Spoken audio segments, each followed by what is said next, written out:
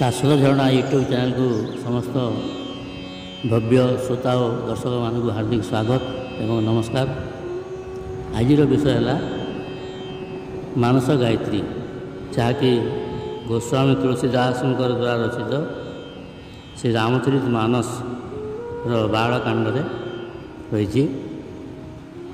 मानस गायत्री नियमित पठन श्रवण मूल गायत्री मंत्र सदृश समान रूपी फल प्रदान करें बोली कहुई। प्रतिदिन अति कम 4 थर जप करने उचित। यही मानस गायत्री जाति वर्ण निर्विशेष पुरुष नारी समस्ते जप करें। यही मानस गायत्री मंत्र जप द्वारा मानसिक शांति मिलता है एवं जीवन में आनंदर लहरी खेली जाए। ब्रह्मांकर कृपा मिले एवं भगवान पाखक जीवारे साहाय्य करे। आसतु जप करिबा मानस गायत्री मंत्र। श्री रामचरित मानसर मानस गायत्री मंत्र 4 थर। जनक सुता जग जननी जानकी, अतिशय प्रिय करुणा निधान की। ताके युग पद कमल मनावों, यासु कृपा निर्मल मति पावों। जनक सुता जग जननी जानकी, अतिशय प्रिय करुणा निधान की। ताके युग पद कमल मनावों, यासु कृपा निर्मल मति पावों। जनक सुता जग जननी जानकी, अतिशय प्रिय करुणा निधान की।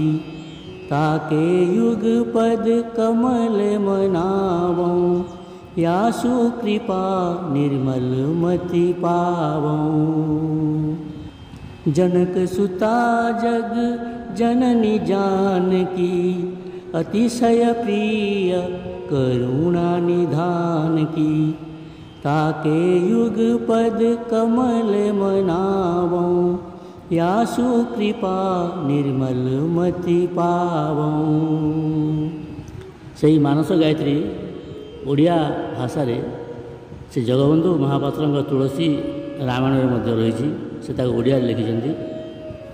सेटा है जनक नंदिनी वंदे जगत जननी, प्राण ठारु प्रिय रघुपति भामिनी।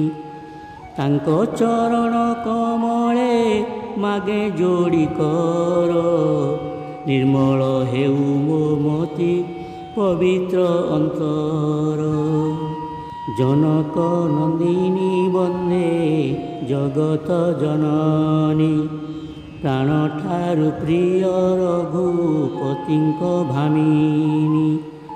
तांको चरण कमले मागे जोड़ी कर, निर्मल हेउ मो मति पवित्र अंतर। जनक नंदिनी वंदे जगत जननी, प्राण ठारु प्रिय रघुपति भामिनी। तांको चरण कमले मागे जोड़ी कर, निर्मल हेउ मो मति पवित्र अंतर। जनक नंदिनी वंदे जगत जननी, प्राण ठारु प्रिय रघुपति भामिनी। तांको चरण कमले मागे जोड़ी कर, निर्मल हेउ मो मति पवित्र अंतर। निर्मल हेउ मो मति पवित्र अंतर। धन्यवाद एवं नमस्कार।